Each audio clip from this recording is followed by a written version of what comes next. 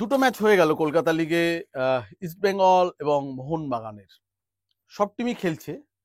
তবে বেশিরভাগ যেহেতু জেনারেলি ইস্টবেঙ্গল মোহনবাগানের সমর্থক বেশি, মোহামেডানের সমর্থক বেশি, তাই আলোচনাটা মূলত তাদের নিয়েই। তবে এক্ষেত্রে আমি ইস্টবেঙ্গল এবং মোহনবাগানের কথাই শুরুতে বলছি, কারণ আমি সে অর্থে ইস্টবেঙ্গল এবং মোহনবাগানের দুটো ম্যাচই দেখেছি, ধারাভাষ্যও করেছি, অন্যান্য টিমও দেখেছি।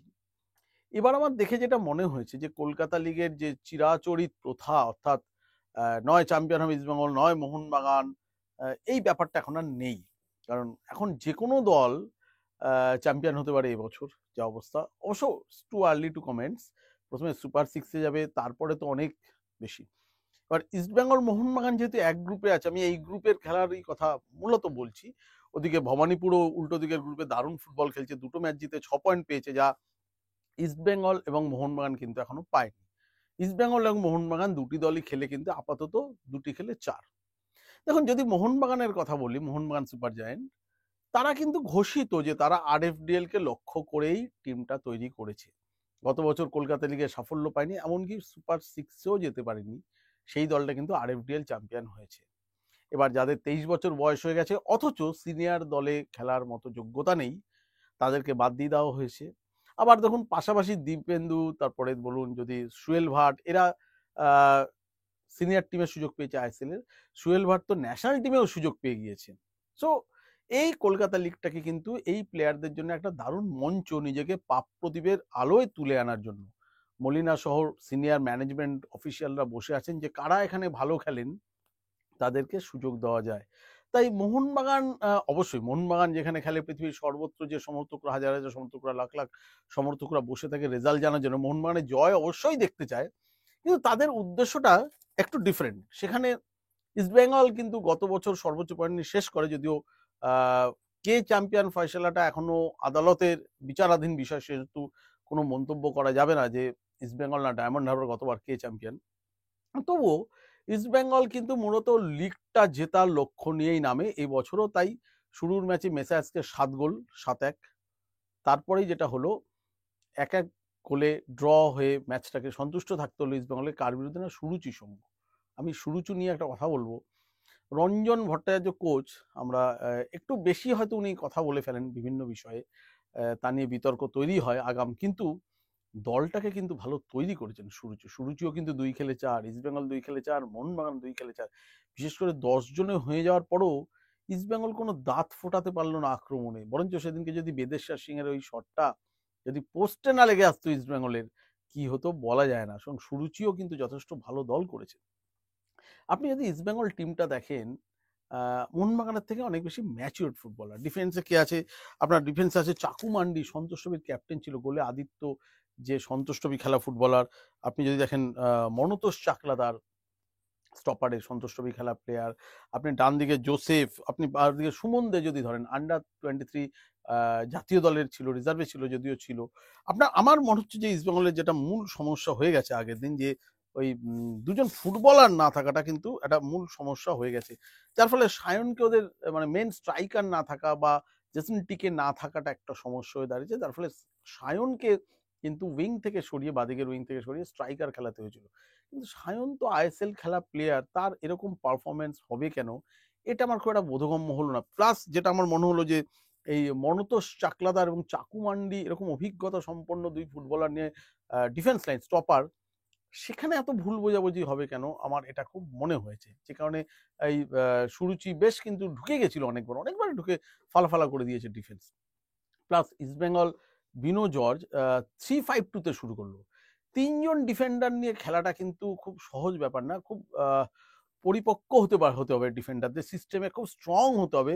কারণ 3 জনের এই ব্যালেন্সিং কাভারিংটা অসাধারণ, একটা আন্ডারস্ট্যান্ডিং হতে হবে। 3 জন 3জনকে ব্যালেন্স কভার করা এবং দুটো উইং হাফ সুন্দর করে এসে কখনো 5 ডিফেন্ডারে হয়ে যাওয়া, এইটা ঠিক হলে একদম তেল খাওয়া মেশিনের মতো ঘুরতে থাকে। আর এটা ঠিক না হলে কি হয়, সেটা সুরুচি সেদিনকে দেখিয়ে দিয়েছিল ইস্টবেঙ্গলের এগেনস্টে। সো আমি জানি না যে বিনো জর্জ পরের ম্যাচেও এই সিস্টেমেই চলবে, না 4 ডিফেন্ডারে চলে আসবে, না 3 ডিফেন্ডার নিয়ে। কিন্তু আধুনিক ফুটবলে 3 ডিফেন্ডারে খেলার কিন্তু অনেক সুবিধা আছে। এই দুটো উইং হ্যাপ কখনো 5টা মিডফিল্ডার হয়ে যাচ্ছে, কখনো 5টা ডিফেন্ডার হয়ে যাচ্ছে। কিন্তু সেটাকে যদি ঠিকঠাক ভাবে ইমপ্লিমেন্ট করা যায়, কিন্তু আমরা মেসার্স প্রতিপক্ষ হিসেবে সেরকম দল ছিল না, যার ফলে ইস্টবেঙ্গলকে বুঝতে পারিনি। কিন্তু শুরুচির দিন কিন্তু লাল হলুদ সমর্থকদের কিন্তু মন ভরেনি। হ্যাঁ, এটা ঘটনা যে সায়নও ওপেন নেট মিস করেছে, আপনার তারপরে আমন সিকে ওপেন নেট মিস করেছে, এরকম অনেক ফুটবলার চলে গিয়েছিল মানে গোল করার জায়গায়। আপনার এই যে অসাধারণ যে গোলটা করেছে আপনার আপনার ওই সুরুচির যে গোলটি করেছে লাস্ট মুহূর্তে নেমে আরমানিও, সে কিন্তু একটা ওপেন নোট মিস করেছে সুরুচির, নাহলে কিন্তু গোল পেয়ে যেতে পারতো। তো এখনো অব্দি ইস্টবেঙ্গল মানে যে দুটো দুটো করে ম্যাচ হচ্ছে, তার মধ্যে কিন্তু সেরা গোলটা করে দিয়েছে ওই পাসাং দর্জি তামাং মোহনবাগানের। সে কিন্তু অসাধারণ গোল করেছে সেদিনকে আপনার এই পুলিশের বিরুদ্ধে, কিন্তু অসাধারণ গোল করেছে পাসাং দর্জি তামাং। বা পায়ে যে ভলিটা মেরেছে, অসাধারণ পুলিশের বিরুদ্ধে এই হাফ ভলিতে গোলটা করেছে। এরকম বাইচুং বিজয়ন, আইএম বিজয়ন, তারপরে ব্যারেটোদের এরকম গোল দেখেছি যে ক্রসটা ডান দিক থেকে এসছে, দারুণ গোলটা করেছে, মানে একটা বডিটা শূন্যে ভাসিয়ে একটা হাফ ভলি মেরে, সাইড ভলি মেরে দিয়েছে। মোহনবাগানে কিন্তু সালাউদ্দিন বেশ নজর কেড়েছে, রাইট উইং থেকে ঢুকে কোনো সময় কাট করে বাপায়, ডান পায়ে ইনসাইড কাট করে বাপায় শট নিচ্ছে, বাপায় ঢুকছে। যেটা বড় কথা, সালাউদ্দিন উইংয়ে দাঁড়িয়ে কিন্তু ডান পা বাপা দুপায়ে খেলতে, দুপায়ে বল সেটা বল নিয়ে খেলতে পারে। মানে কারো কোনো সময় যে ডান পায়ের ফুটবলাররা সবসময় ডান দিক দিয়ে কাট করে, ইনসাইড দিকে আউটসাইড দিয়ে বেরিয়ে চেষ্টা করে, বা কাট করলেও ডান পায়ে করে, এ কিন্তু দুপায়ে করতে পারে। তবে এখনো সে অর্থে সেরকম অতটা গতি যায়নি, যার ফলে একটু সমস্যা হচ্ছে। তারপরে পাসাং দর্জি তামাং লেফট উইং হাফে খেলছে, একটা ইজি গোল মিস করেছিল পরিস্থিতির দিন, কিন্তু গোলটা আবার ভয়ঙ্কর, মানে অসাধারণ গোল করেছে। যে গোলটা মিস করেছিল বক্সের মধ্যে ঠিক করে টোকাটা দিলেই গোল ছিল, একটা ভুল টোকা দিয়েছে। দুজন সেন্ট্রাল মিডফিল্ডারের মধ্যে অধিনায়ক সন্দীপ মালিক, যে লাস্ট ইয়ারে আরএফডিএল খেলেছে, এই আছে ম্যাচিওর ফুটবলার, এবং মিংমা শেরপা বলবো, আমি মিংমা শেরপার কথা বেশি বলবো। প্রথম ম্যাচে আমার সন্দীপ মালিককে বেশি ভালো লেগেছিল, কিন্তু লাস্ট ম্যাচটা কিন্তু মিংমা শেরপা অসাধারণ ফুটবল খেলছে। মিংমা শেরপা, সালাউদ্দিন এবং রাইট ব্যাকে ওই যেটা লিওন কাস্তানা, এই তিনজন কিন্তু একটা ত্রিভুজ তৈরি করে। তা প্রথম ম্যাচে মোহনবাগানের এই রাইট স্টপার যে উমের মুথুর যে চোট পেয়েছিল, সেই জায়গায় খেলতে শুরু করেছে মোহাম্মদ বিলাল। বিলাল কিন্তু মানিয়ে নিয়েছে লাস্ট দিন দেখলাম, এবং ওই স্টপারেও কিন্তু শাহিল ইমানদার খারাপ না, শাহিল ইমানদার এবং বিলাল, মোহাম্মদ বিলাল কিন্তু ডিফেন্ডাররা মানে দুই স্টপারের কিন্তু বেশ ভালো লাগলো। তবে কি মোহনবাগান অপেক্ষাকৃত একটু জুনিয়র দল, রিজার্ভের দল তো বটে, এবং জুনিয়র দল, জুনিয়র ডেভেলপমেন্টের দল, একটু বয়স কম, অপেক্ষাকৃত তরুণ। কলকাতা লিগটা তো one of the toughest league in Indian football, উপরে রোদ, নিচে কাদা, এরকম। তবে বঙ্কিমাঞ্জলি স্টেডিয়ামে যে দুটো ম্যাচ ওরা খেলেছে, মাঠটা খুব ভালো মাঠ ছিল, যে কারণে একটা সুবিধা পাচ্ছে। আগেকার দিনে যে বর্ষায় ইস্টবেঙ্গল মোহনবাগান মাঠে খেলা হয়, যে বল গড়াচ্ছে না, কাদায় আটকে যাচ্ছে, সেই সমস্যা পড়েনি। এটা খুব ভালো হয়েছে দু দলের ফুটবলারদের জন্য, যার ফলে এই তরুণ ফুটবলার মোহনবাগানের, আমি বলবো না এখন পারফরমেন্স দারুণ হয়েছে, যদিও আগের দিন জিতেছে বলে, কিন্তু যেটা হয়েছে যে আরেকটু সময় দিতে হবে। মানে আমি মোহনবাগান বা ইস্টবেঙ্গলের চূড়ান্তভাবে বলতে গেলে অ্যাটলিস্ট 4টে করে ম্যাচ খেললে তবে একটা বলা যাবে। কিন্তু সুরুচি কিন্তু চমকে দিয়েছে, 2 ম্যাচে 4 পয়েন্ট হয়ে, মানে এই গ্রুপটা থেকে, ইস্টবেঙ্গল গ্রুপ থেকে কিন্তু সুরুচি কিন্তু সুপার 6-এ যাওয়ার দাবিদার, প্রচন্ড দাবিদার বলা যায়। কারণ বিশেষ করে ওদের এই তন্ময় ঘোষ সেন্ট্রাল মিডফিল্ডে খেলছে, খুব অভিজ্ঞ ফুটবলার, দারুণ খেলছে। ডান দিক দিয়ে বেদেশ্বর সিং, পরে নেমেছে শেখ গোলাপ, বলরাম মান্ডি, যদিও সেদিন বলরাম মান্ডির জন্য কিন্তু গোলটা খেয়েছে। পেকাগুইতে যে গোলটা করেছে, একটা বলরাম মান্ডি একটা লুজ বল ক্লিয়ার করতে পারেনি, সেটা দিয়ে পেকাগুইতে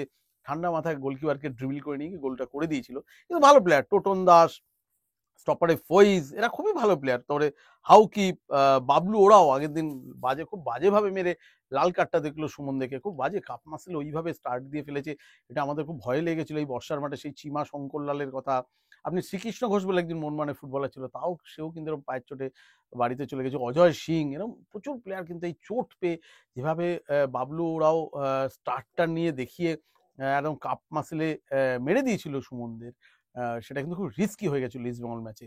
যাই হোক, লাল কার্ড দেখেছেন বাবলু ওরাও, নাহলে কিন্তু সুরুচি 10 জনেই যা করে দিয়েছিল শেষ দিকে, 11 জন হলে কি হতো জানি না। তবে ইস্টবেঙ্গল কিন্তু বেশ কয়েকজন ভালো ফুটবলার আছে, বেশ কয়েক সুমনদের কথা বলছিলাম, তারপরে ধরুন আমন সিকে, এরা এরা কিন্তু ভালো ফুটবলার। পরবর্তী ক্ষেত্রে যে এই যে পেকাগুইতের জায়গায় যারা নামলো, বা আজাদ নামলো, দারুণ ফুটবলার। আপনি অ্যান্ড্রুজ মূলত স্ট্রাইকার ফুটবলার, কিন্তু আগের দিন ওকে উইং থেকে খেলানোর চেষ্টা করেছিল, নামিয়েছিল ওই উইং হাফ ওই বিজয় মুর্মুর জায়গায়। অ্যান্ড্রুজ কখনো রাইট নেমেছিল রাইট উইং এ, তারপরে কখনো লেফট উইং এ চলে আসে, কখনো রাইট উইং এ চলে, প্রচন্ড ছটফটে 19 বছরের কেরালার ছেলে। আমার দেখে সেই 19 বছরের আইএম বিজনের কথা মনে পড়ছিল, হয়তো এখনো সেই ক্লাস না ডেফিনেটলি, কিন্তু ওইরকম ছিপছিপে বেতের মতো গড়ন কেরালার ছেলেটির, ছটফট করছে, একটা নেমেই একটা গোড়ালি দিয়ে এমন একটা বল পাস করেছিল, আমার মনে হচ্ছিল একদম বিজয়ন কপি লাগছিল আর কি। নতুন ছেলে, 19 বছর বয়স, খেলতে খেলতে বিনো জর্জ কেরালা থেকে প্রচুর প্রতিভাবান ফুটবলার তুলে আনে, খুঁজে খুঁজে তুলে আনে। এই অ্যান্ড্রুজ যখন আরো 2-3 বছর এই কলকাতা মাঠে জল হওয়ায় বড় হয়ে যাবে, আরো ম্যাচিওর্ড হয়ে যাবে, আমি কিন্তু অ্যান্ড্রুজ কিন্তু ভবিষ্যতে কিন্তু তারকা হওয়ার মতো ফুটবলার ইস্ট বেঙ্গলের ক্ষেত্রে। ইস্টবেঙ্গল অনেক ম্যাচিওর টিম। আগের দিন ড্র হয়েছে, মানে এই নয় যে পরের ম্যাচেই পরের খেলা তো সম্ভবত রয়েছে, আজকে যদি রোববারে, মঙ্গলবার খেলা রয়েছে। আমার ধারণা আবার ইস্টবেঙ্গল হয়তো ঘুরে দাঁড়াবে, কিন্তু আমি মোহনবাগানের দিকে ব্যাপারটা নজর রাখছি। কালকে খেলা রয়েছে, সোমবার খেলা রয়েছে মোহনবাগানের। মোহনবাগানের না মানে আনপ্রেডিক্টেবল, মানে এই টিমটা কোনোদিন হয়তো দারুণ ফুটবল খেলে ফেলবে, এত প্রতিভাবান সব তরুণ রয়েছে। আবার কোনোদিন হয়তো থমকে যেতে পারে, কারণ মোহনবাগান ইস্টবেঙ্গলের এই জার্সির একটা ওয়েট আছে তো। এরা সব তরুণ ফুটবলার, এবং এই কলকাতা লিগে যখন অপোনেন্ট গুলো এবার কিন্তু বেশ শক্তিশালী, পুলিশ কিন্তু হেরে গেল সেদিন, কিন্তু দারুণ দারুণ দল, আমি বলছি খুব ইজি দল নয়।